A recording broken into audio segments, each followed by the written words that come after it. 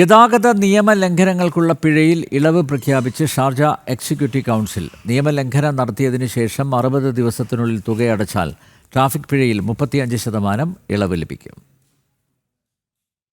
ഷാർജയിൽ ഗതാഗത നിയമലംഘനം നടത്തിയ തീയതി മുതൽ ആദ്യത്തെ 60 ദിവസത്തിനുള്ളിൽ ട്രാഫിക് പിഴ അടയ്ക്കുകയാണെങ്കിൽ 35% ഇളവ് ലഭിക്കും.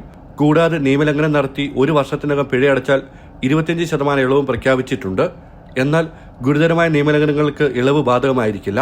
35% ഇളവ് പിഴയ്ക്ക് മാത്രമല്ല, വാഹന കണ്ടുകെട്ടൽ കാലാവധി, കണ്ടുകെട്ടൽ ഫീസ്, പിഴ അടയ്ക്കാൻ വൈകിയതിനുള്ള പിഴ എന്നിവയ്ക്കും ബാധകമാണ്. ഷാർജ ഉപഭരണാധികാരിയും എക്സിക്യൂട്ടീവ് കൗൺസിൽ ഡെപ്യൂട്ടി ചെയർമാനുമായ Sheikh Abdullah bin Salim bin Sultan Al കാസിമിയുടെ അധ്യക്ഷതയിൽ ചേർന്ന യോഗത്തിലാണ് തീരുമാനം. 2023 ഷാർജയിൽ നേരത്തെയും ഇത്തരത്തിൽ ഇളവ് അനുവദിച്ചിരുന്നു. പിഴകൾ വേഗത്തിൽ അടയ്ക്കാൻ പ്രേരിപ്പിക്കുന്നതിനും താമസക്കാരുടെ സാമ്പത്തിക ബുദ്ധിമുട്ടുകൾ കുറയ്ക്കുന്നതിനും വേണ്ടിയാണ് പുതിയ തീരുമാനം. ജനം, ദുബായ്.